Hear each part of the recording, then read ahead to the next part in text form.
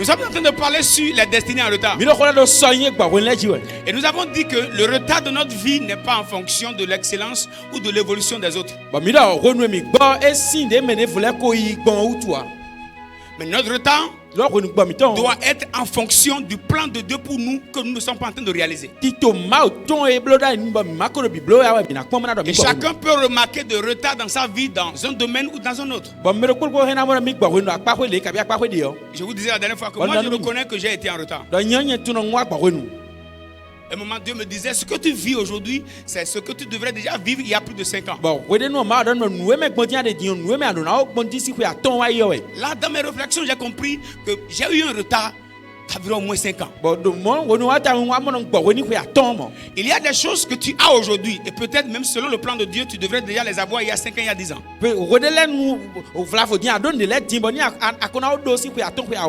Mais je prie que dans ces cultes que nous passons, que Dieu te fasse, qu'il nous fasse une grâce de rattrapage. Donne-moi un bon amen. Que Dieu nous fasse une grâce de rattrapage. Alors nous avons dit que dans la vie d'une personne, il y a 3 saisons. Il y a la saison du matin, la saison du midi et la saison du soir. Et certains hommes qui réfléchissent, ou certains philosophes, je sais pas, certains penseurs, préconisent que la vie de l'homme peut être sectionnée en 3, oui. Mais la section, la phase du matin, c'est de 0 à 30 ans. Donc, à cette étape de la vie, l'homme reçoit maintenant les plis qui lui permettront de réussir la vie. On peut enseigner. Donc, de 0 à 30 ans, l'homme reçoit une forme qui le prépare pour sa vie. C'est là maintenant qu'il reçoit l'éducation. Il peut aller à l'école. Il reçoit les diplômes. Il peut faire une formation. Tout ce qui peut métamorphoser sa vie pour l'introduire dans la vie active. Donc normalement, de 0 à 30 ans, si on a des études à faire, on a des formations à faire, normalement, de 0 à 30 ans, nous devons maximiser ce temps et réussir à avoir toutes ces choses-là. Parce que nous ne sommes pas sur la terre pour toujours. Nous sommes là pour un temps. Et dans ce temps, nous devons faire dans ce temps, à chaque étape de notre vie, ce que nous devons faire. Et nous avons dit, le retard dans notre vie peut être remarqué parce que de 0 à 30 ans, il y a des choses qui doivent être faites, mais qui n'ont pas été faites.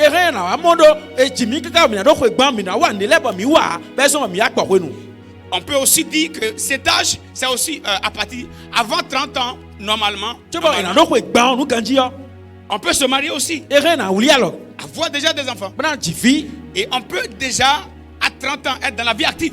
On peut être déjà dans la vie active. Et déjà à partir de 30 ans, là on peut commencer. Ça c'est la saison du midi. La saison du midi. Et j'ai dit à partir de midi il fait chaud. C'est pourquoi j'ai dit dans le temps de la fraîcheur, c'est-à-dire quand le corps est encore frais, quand l'intelligence est encore fraîche, il est important de maximiser les choses. C'est-à-dire quoi? Il y a des diplômes. Si tu les as pas eu jusqu'à 30 ans, si c'est après 30 ans, tu vas au BEPC. Tu vas vivre des frustrations. Il y a des diplômes. Une formation que tu veux faire. Si après 30 ans, tu veux apprendre. Tu te mets dans un atelier. Tu seras frustré par tes petits frères, tes petites soeurs qui seront là. Tu vas vouloir faire la doyenne, mais vous êtes à la même classe. C'est vrai ou bien c'est faux? Donc pour éviter ça, normalement, à cette étape de la vie, il y a des choses qu'on doit apprendre. Afin qu'après 30 ans, qu'on soit en mesure d'être déjà dans la vie active, normalement. Déjà dans un foyer. Et à cette étape de la vie, il faut mettre. Là, on travaille maintenant pour la retraite.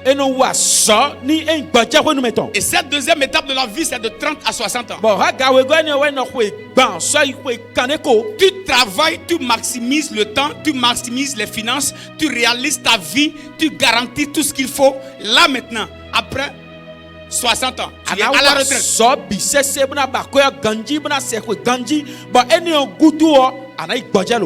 Là maintenant tu peux te reposer.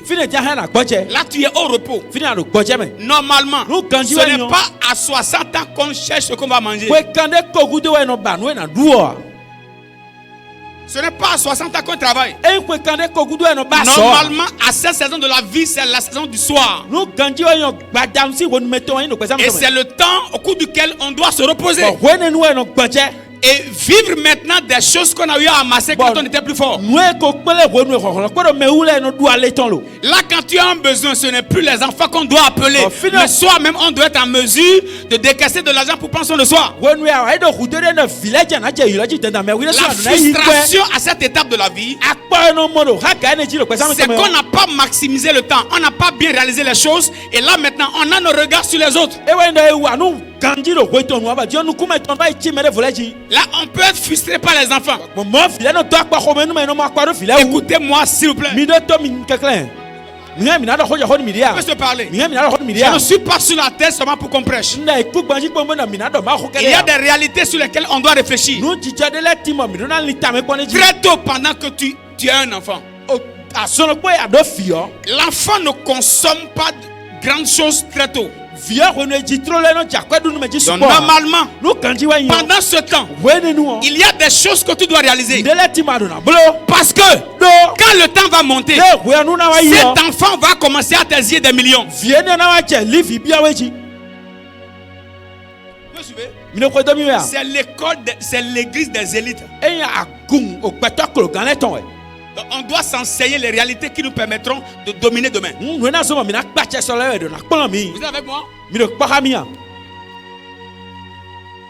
Si tu ne sais pas faire, pendant que tu as un enfant, si tu ne t'organises pas, si tu n'investis pas, pour que cette chose te rapporte de l'argent après, quand tu vas commencer, quand les enfants vont commencer à grandir, tu vas remarquer que toute ta vie serait seulement pour travailler et dépenser dans les enfants.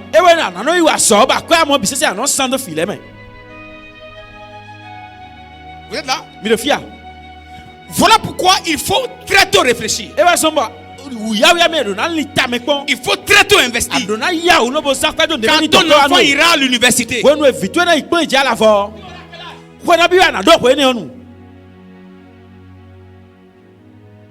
l'université va exiger beaucoup d'argent.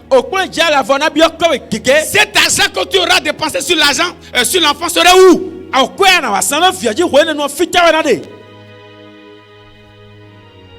Donc si tu ne travailles pas très tôt, tu vas vivre comme juste pour financer les études d'un enfant.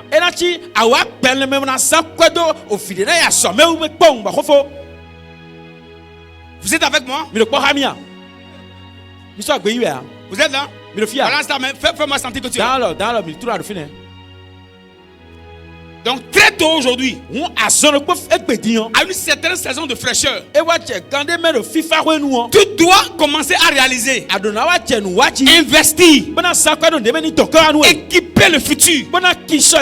Sinon, toute ta vie serait financer les enfants. Écoutez-moi bien. Celui qui n'a vécu que pour ses enfants a joué.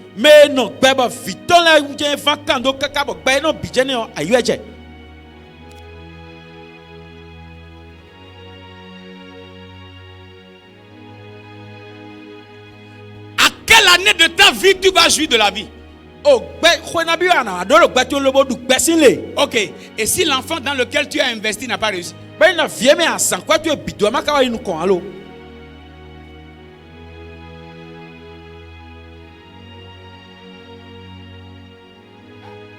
Moi là, tout mon argent c'est mes enfants. Ce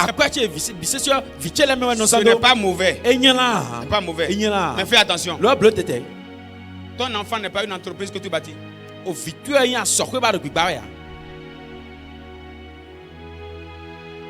Et tu attendras que cet enfant vienne te nourrir. L'enfant aussi, quand il va commencer à grandir. Il va se fiancer. Il va se marier. Il va faire enfant. Les enfants aussi vont commencer à attendre de lui. Papa, maman. Tu ne vis pas pour les enfants. Je ne dis pas de ne pas dépenser dans les enfants. C'est pas ça. Mais tu finances les enfants. Mais tu dois aussi te garantir ce qui te permettra de bien vivre demain.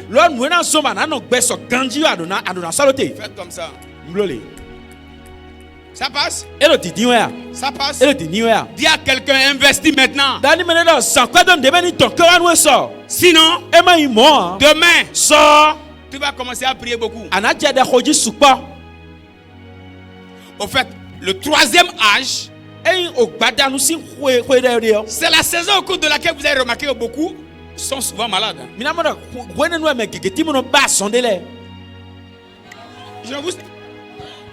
Vous remarquez ça? Le problème c'est quoi? Frère, c'est pas la maladie. Frère, c'est la pauvreté. Oh Yahweh.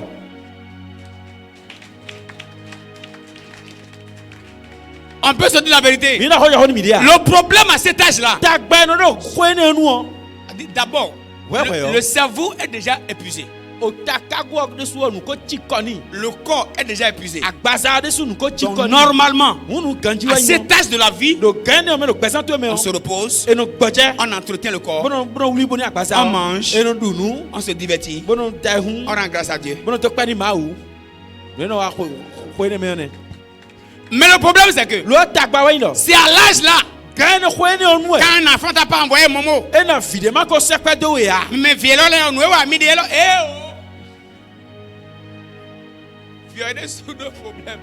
l'enfant aussi a ses problèmes. L'enfant aussi a ses problèmes. Voilà pourquoi il faut profiter du temps et faire à chaque étape ce qu'il faut faire. On est ensemble? On est ensemble. Maintenant, l'autre problème, le monde spirituel, c'est séquencer le temps. Et le monde spirituel, c'est que la première étape de ta vie là, c'est l'étape du matin, le temps de la fraîcheur. Donc Satan et ses agents aussi amplifient les attaques à cette saison. Si tu ne sais pas faire, c'est à cet âge là, tu te maries mal. Tu vas épouser gangrène. Tu vas rencontrer gangrène. C'est de 0 à 30 ans là. Pour que toi tu ne réussisses pas, Satan peut attaquer tes parents. Les finances qu'il faut pour qu'on t'aide à évoluer, les parents là n'auront pas les finances là.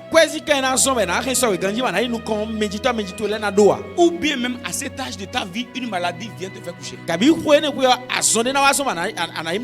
Et la formation qui te permettra de réussir demain, tu n'auras pas. Donc à l'âge de vivre de la vie, les capacités qu'il fallait amasser tôt pour réussir plus tard, ces capacités tu les as pas reçues. Donc quand il faut maintenant aller vivre de la vie, là maintenant on commence à tout reprendre. Dans le retard de la vie d'une personne, il y a tout un mystère. Il y a beaucoup de choses. Et pour certains, c'est l'âge du matin. Ils font beaucoup d'erreurs. Ils négligent sa vie. Dans les boîtes de nuit. Remarquez souvent ceux qui font beaucoup de dégâts dans la société, c'est les jeunes. C'est de 0 à 30 ans. Il voit qu'ils sont encore frais. Il a encore la force. Lui voit qu'il peut jouer avec cette fille-là. Il ira encore jouer là-bas. Il va encore jouer là-bas. Ok, dans ta vie, Dieu t'a prévu pour ta destinée 10 000 francs. C'est un exemple de 10 000 francs. Dans les 10 000 là, tu as raconté à Siba, tu l'as faroté. Juste pour un plaisir de 5 minutes là. Tu as mis au moins 2 000 là-bas. Tu vois que tu as encore la force.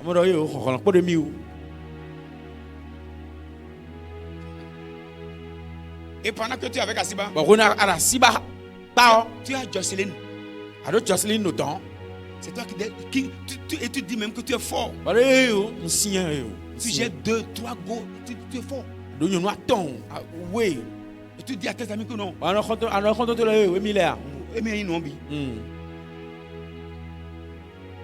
Alors que c'est dans l'argent là, tu dois normalement construire ta maison, acheter des voitures, préparer. Maintenant, quand tu te retrouves à la saison, tu as moins de force. Là,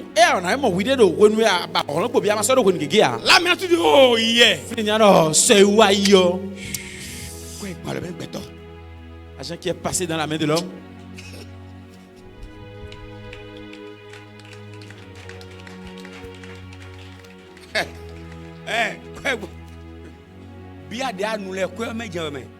Toutes les billets que tu as pris, c'était dans la somme.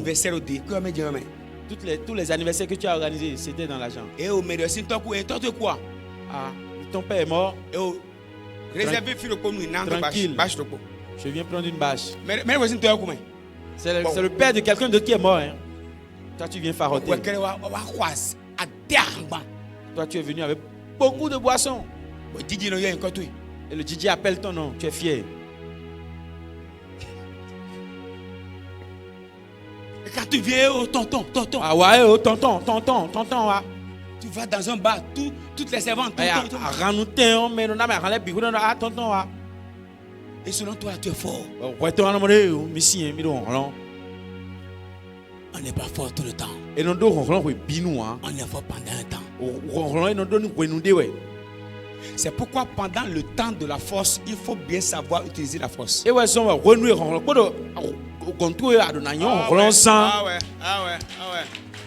Il faut. Pourquoi vous n'avez pas ce message? Il faut savoir utiliser la force. Il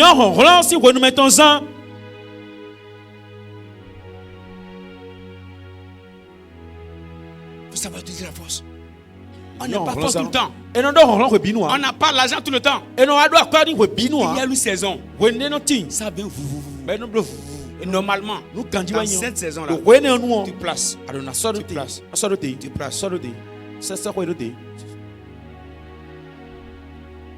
Mais l'homme croit parfois que ça viendra toujours comme ça. Il ne pleut pas tout le temps.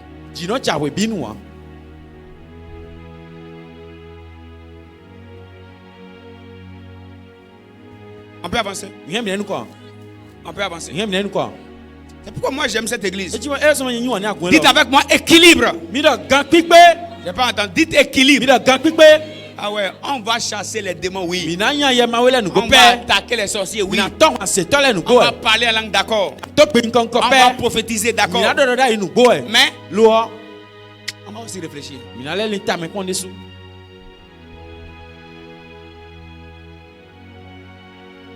Pendant que je parle maintenant, si quelqu'un tombe dans le culte, il va se redresser, se rasseoir et m'écouter. Dans ce culte-là, personne ne tombe.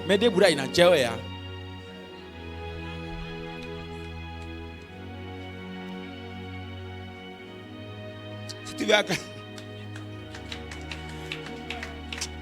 Mesdames, la Ziba Wafi gagne. Il y a des cultes dans lesquels on ne tombe pas. Tu restes tout droit, tu m'écoutes bien. Parce qu'on est à le commun, tu peux rater une information. Reste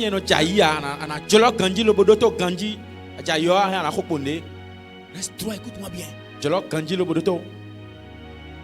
Les gens tombent trop dans les églises, mais aucune pauvreté ne tombe. Il y a du temps où le Saint-Esprit peut nous faire tomber. Mais on ne tombe pas tout le temps. Comme un gars dit, tu restes tout le temps par terre, les choses vont passer par-dessus toi. Tu restes éveillé, tu captes les opportunités de la vie, tu prends, tu achètes ta voiture, tu construis ta maison, tu te maries bien, tu prends la frustration dans la vie chrétienne, c'est dans les églises déséquilibrées. Feu, feu, feu. Mais aucun enseignement. On ne prépare pas les gens.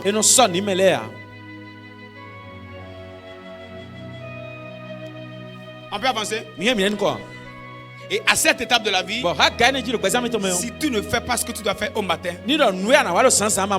à midi tu vas souffrir. Tu vas commencer à pleurer. Là, tu vas attaquer les démons là où ils ne sont pas.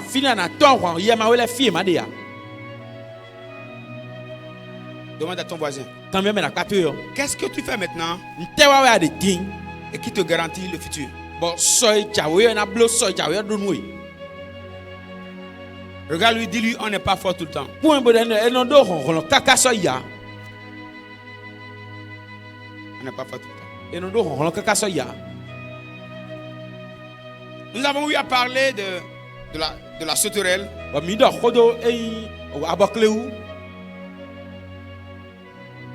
De quoi encore? De Gazam, de quoi? Asile. Prêtez-moi ça. Et le verset là. Aïe, aïe, aïe, aïe. Joël 1, verset 4.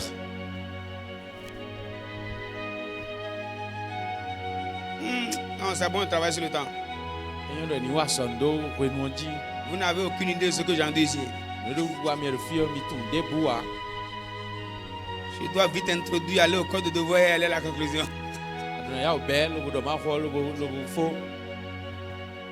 Regardez ici. La Bible dit dans Joël 1, verset 4. Ce qu'a laissé le Gazam, la sauterelle l'a dévoré. Ce qu'a laissé la sauterelle, le gelec l'a dévoré. Ce qu'a laissé le gelec, le asile l'a dévoré. Maintenant l'image. Regardez ici. Regardez cette image-là. Il y a Gazam, sauterelle, gelec et asile. Nous avons dit Gazam. C'est un insecte qui attaque les semences à leur sortie. Et ça peut être un esprit qui t'attaque à la première étape de ta vie. Lorsque tu commences à vouloir réaliser quelque chose, l'esprit de Gazam vient. Et c'est un esprit qui attaque souvent la jeunesse.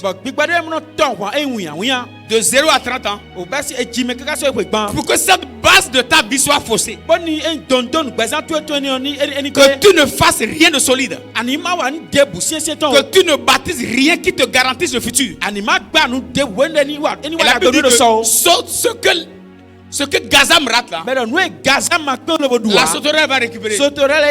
Parce que Gazam ne saute pas. Gazam ne vole pas. Mais la sauterelle peut sauter. Ça veut dire, lorsque Gazam t'a raté, la sauterelle peut te récupérer. Et la sauterelle saute sur. Regardez ici. Le Gazam attaque la base. Pour que ça ne monte pas. Maintenant, lorsque Gazam te rate, l'objectif de la sauterelle, c'est de descendre maintenant sur ce qu'elle a bâti. Et dévorer ça.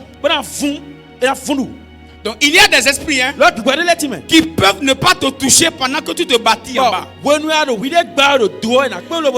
Mais qui peuvent t'attendre au temps où les choses commencent à mûrir.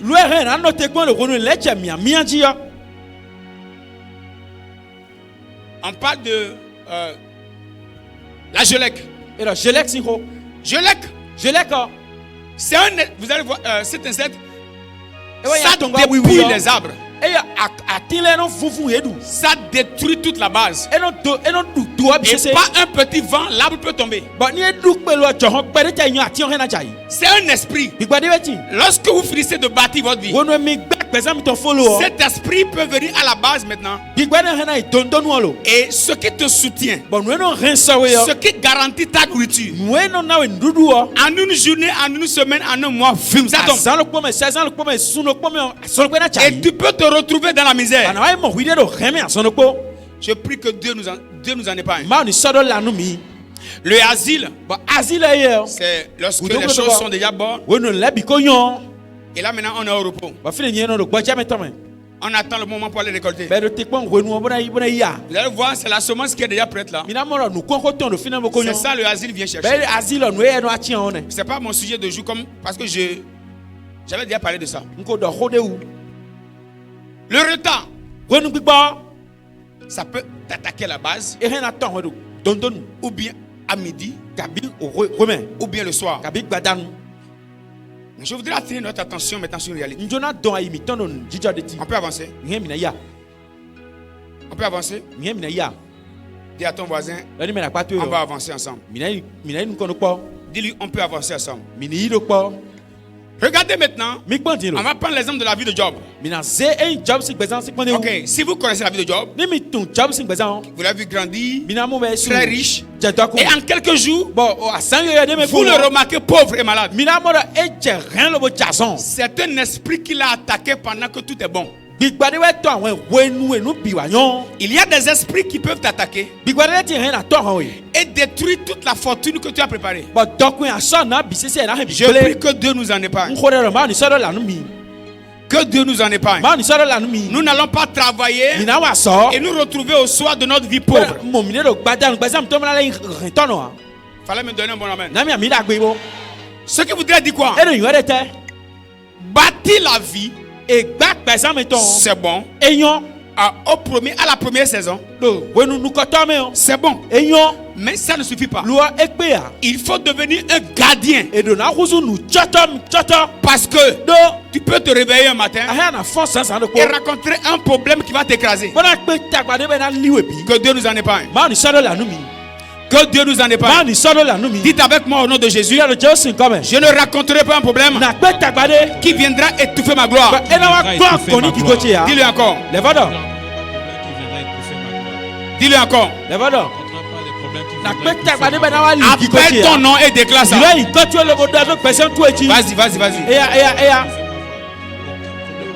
Dis-le bien.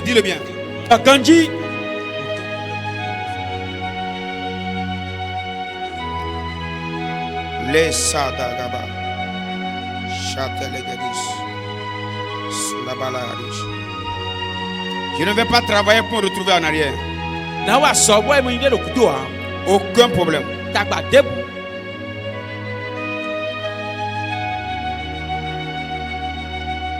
Nous avons prié au nom de Jésus. Nous avons prié au nom de Jésus. Voilà pourquoi vous allez remarquer dans certaines familles, lorsqu'on monte, on descend. Vous connaissez des familles comme ça? Vous allez voir les gens. Ils voyagent. Mais à un moment donné, au nom de Jésus, ce ne sera pas notre cas. Ah, donne-moi un bon amen. Ça ne sera pas notre cas. Nous n'allons pas monter pour descendre. Dis avec moi, quand je monte, je resterai en haut. Je finirai en haut. Dis-le encore. Quand je monte, je reste en haut. Je finirai en haut. Je ne descendrai plus jamais. Au nom de Jésus. Et j'ai une bonne nouvelle. Pour ceux qui sont déjà montés et qui sont descendus, je voudrais vous dire, dans Joël 2, 24 à 25, Dieu a promis de restaurer les années.